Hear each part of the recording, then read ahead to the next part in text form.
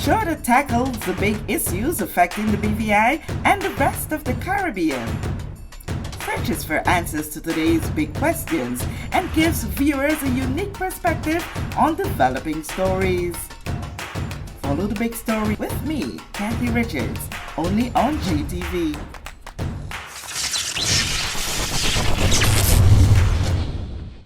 This show is brought to you by the National Bank of the Virgin Islands, Cyril B. Ramney Tertola Pier Park, NV Salon Spa Nail and Barbershop, HOV Medical, and Digicel. Sign up for Digicel Plus Home Light Bundles, faster internet, movies, and sports.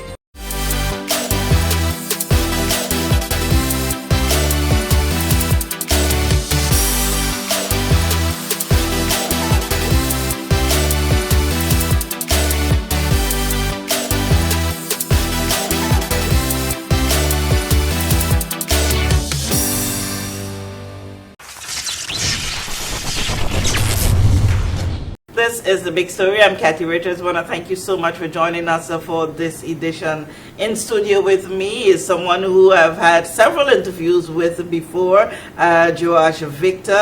It's a pleasure having you on set. In previous conversations, we would have talked so much about sports. I know.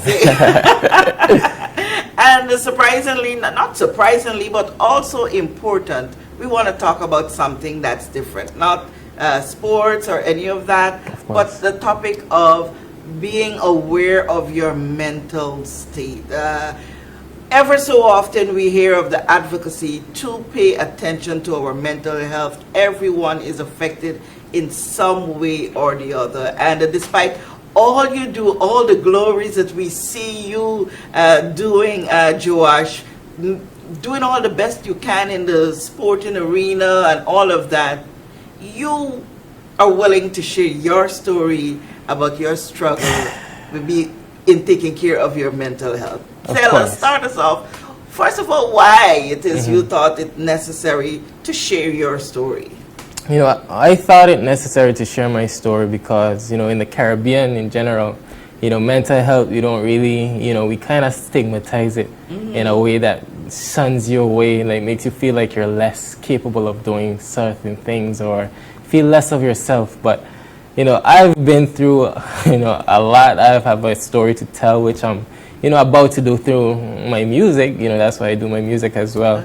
That's how I intend to tell my story. And, you know, just to give individuals out there who may be going through some things, personal things that they may, you know, experience that, you know, they may feel a certain way, maybe feel less of, you know, to give them some type of hope that, yo, like, nah, you can make it, you know, depending on whatever it is they're going through at the time. Okay, so I didn't know that you do music too before now. We have this conversation. You're into music. So I believe that everybody have a story to tell, whether you write it in a book. You know, for me, I love music. I got into music when I was in college. Okay. I could tell you the story about how that happened, but ever since then, you know, I realized there was something there. So I would always go and, you know, write a little, you know, lyrics here and there, and then I decided to tell my story. And when I did that, I discovered my style, the way I present my music, and so it all changed and all came together perfectly. So, what is it that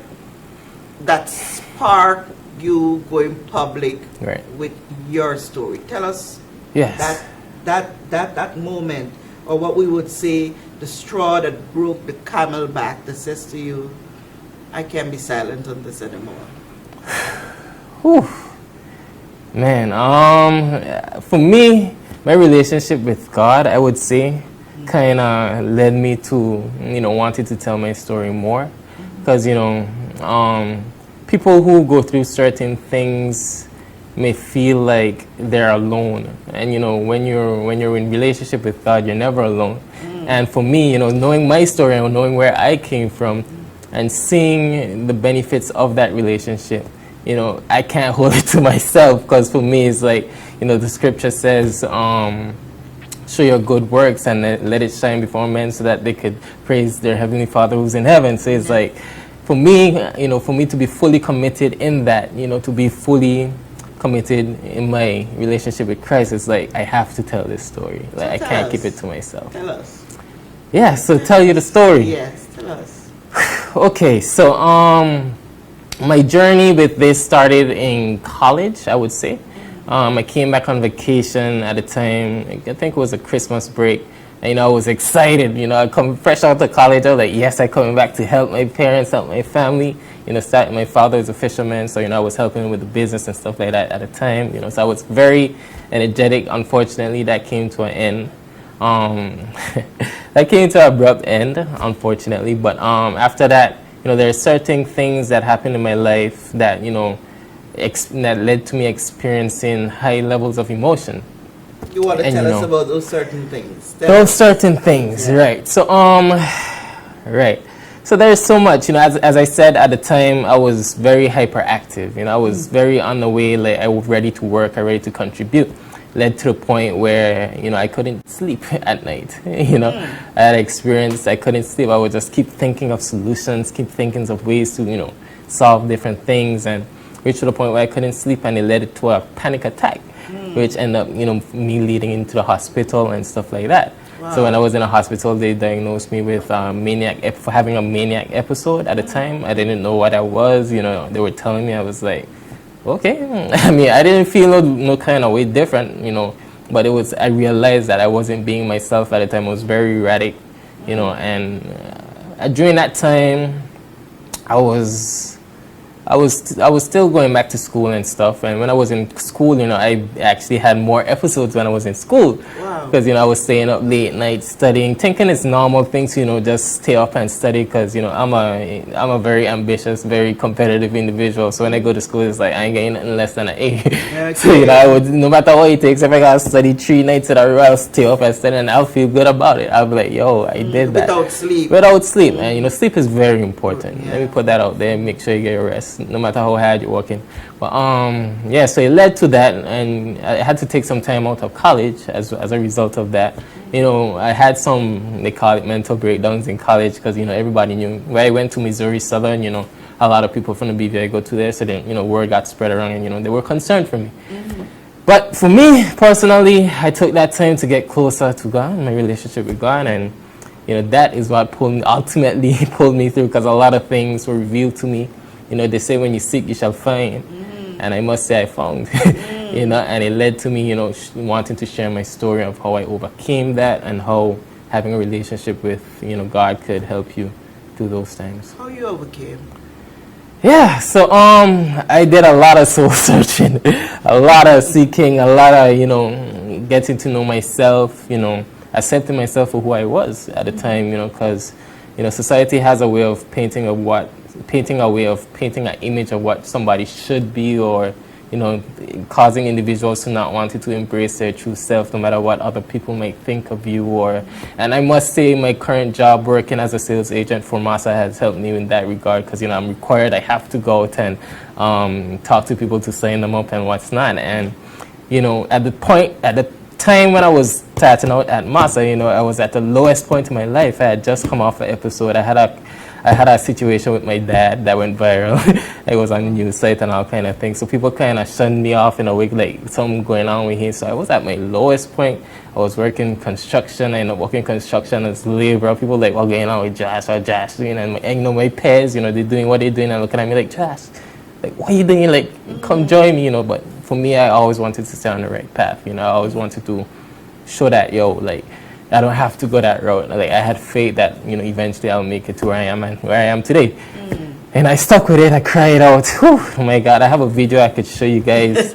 It's going to be out there very soon, music video coming, but that could demonstrate how low I was. I shed tears. I cried out to God for help, and I ended up getting a job at Massa. At that point, it was like, I'm going to do whatever it takes, because at that point, when you're at your lowest, you got nothing to lose. So it's like, bro, I don't care. I do whatever it took. And, I had a mentor in Miss Aramina Woodside at Massa, and it's good to have that mentor. Anybody who's out there knows Aramina is that type of person. Yes, and I was so blessed to be at Massa, and and she guided me. She provided that spiritual guidance I needed at the time as well.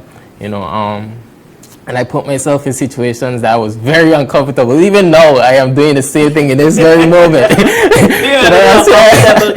Sometimes you have to be a little You have to, uncomfortable you to know? become comfortable. Uh-huh. You have to. You have to. There is no way through. There's no way to grow if you don't put yourself in those situations. And if you know for sure that what you're doing is what you're meant to be doing, then it is what it is. So now, Right. where is Joash? Are you still experiencing those bouts of Right. depression? Ever since I've gotten closer to God, no. As in, there's been times, of course, as human beings, you go through ups and downs in life. Everybody have them, of course. But when you maintain that focus and you're doing the non-negotiables, I call it, non-negotiables as in doing what you have to do. You're not doing 75% and doing what you want on your own 25%. You're fully, which I have become, and I'm grateful to be. And when you're doing that and you know what you're doing is meant to be and you're following your purpose, no matter what it takes, you'll do what it is you have to do because the end result will be good either way. having experienced what you've experienced, having gone through what you would have gone through and where you're at now, what is it you would say to persons around others who they may not necessarily understand what is happening to a person, causing them to act or behave in a certain way? What would be your advice to them, knowing where you would have come from? Yeah, for me, my advice to the person that's looking on is what you're asking. I would tell them to support that individual at all costs. Don't leave that individual in a case like that. Because for me, I was left, back in college, you're still cool to this day, but at the same time, at the time I understand not everybody could deal with that type of individual.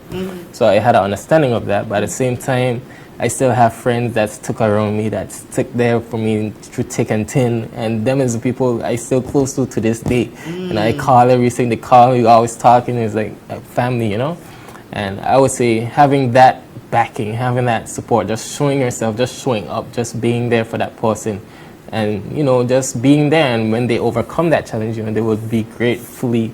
Trust me, you overcome that. What don't kill you make you stronger, and when you're stronger, you bring everybody with you.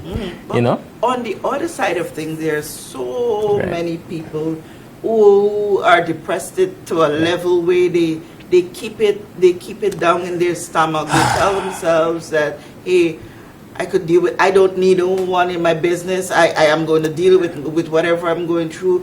Right. And it's like a punishment you're causing on yourself. Right. What would you say to that? For me, I call it that closeted person. Right. Well, for an individual like that, I would say once you're in relationship with, for me, as I said, mine's based off of a relationship with God. And if you are having that relationship, you're in that conversation, you don't really have to be outspoken per se, because you're going to the source, and the source will provide your needs. So I'm saying, if you're going to the source will send people around you. Like I was sent to Massa, like people were coming to my life that I had to go and tell nobody. It came to me, And when you reach to that point, you don't really have to be out there broadcasting it like, not necessarily. Who you exactly, can trust, exactly. Who will have the capacity or the ability to help you or guide you in the directions that you can get the help that you so need. Exactly. So tell us some of the punching words of your song that that means so much to you. Pay attention. Stay tuned. I promise you. You're gonna see what I'm talking about. Everything I talk on this show today, it's demonstrated throughout my music. It's like a story being told, unfolded. It's gonna be exciting. Awesome. Well, thank you so much for stopping by to share such a very personal part of your life. It helps a whole lot. There's so many people who just, with a little bit of encouragement and seeing someone else come forward to share their story, that motivates them to go get that help that they so need. And there is so much help for all of us out there. Some people think that having to go for counseling is a demeaning thing and it's stigmatizing. It's not. It's for you to be a better you. And that help is out there. I want to thank you so much for sharing, and I want to thank you for opening up your hearts to persons who may need that help. be a loving shoulder for someone to lean on in this moment. Thank you so much for joining us for this edition of The Big Story. I'm Kathy Richards.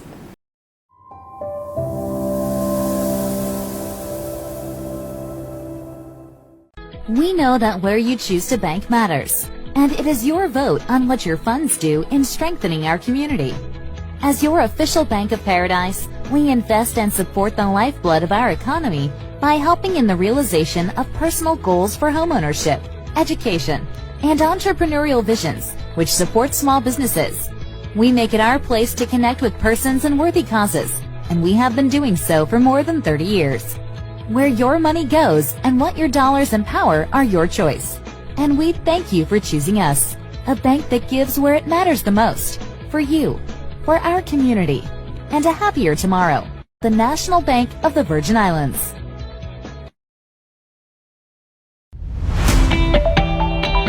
Are you searching for new home decor items that reflect the season's latest trends? Look no further than Right Way Home. From cushion sets to decorative vases, we have unique pieces to suit every style and budget.